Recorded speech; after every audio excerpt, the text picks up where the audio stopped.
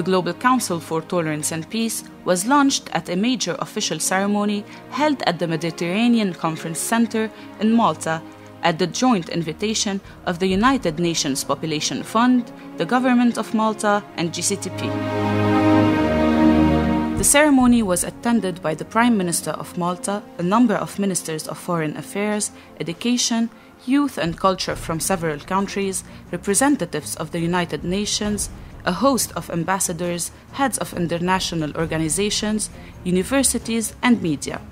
It began with a documentary film that included a speech by United Nations Secretary General Antonio Guterres warning that our world faces many great challenges: conflicts, inequality, deadly intolerance, and security threats, including nuclear weapons. We have the tools and the will to overcome these challenges. Guterres said, "How can we help millions of people suffering from large-scale wars and prospects almost never-ending? There is no winner in these wars. Everyone loses, especially that the new global terrorist threat affects us all and destabilizes the stability. Let us put peace first. Let peace always be our goal and guide."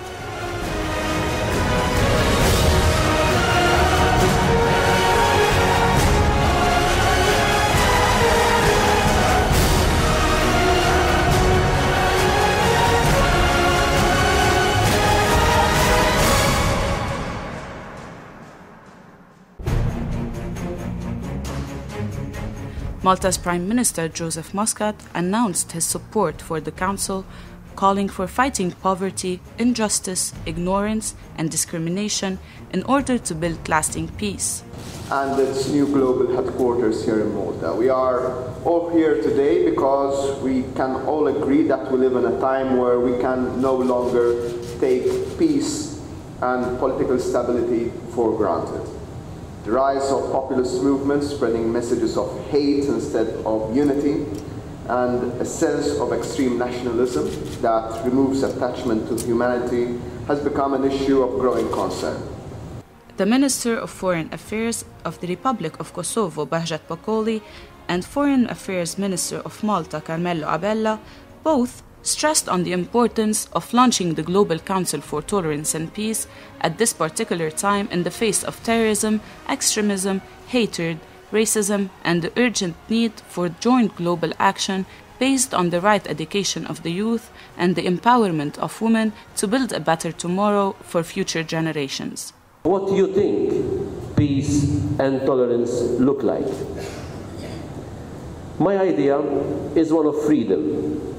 Freedom from racial hatred and discrimination.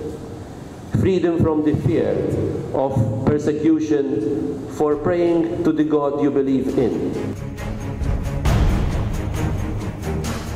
Of course, I am here from a small country, and probably my country is the case to talk here, because the country knows very well what is destruction, what is peace, what is war, what is peace, what is right, what is wrong.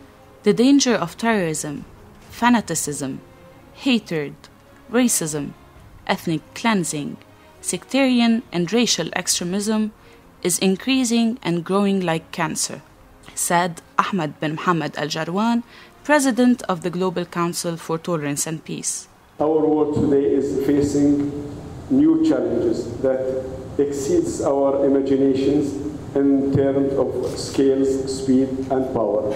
Our collective conscience as a group of people gathered here today urge us to move up to higher ground. We have to draw new strategy. We have to build strong global partnership. And we are here today for that reason. We are here to launch this global endeavor, the Global Council for Tolerance and Peace.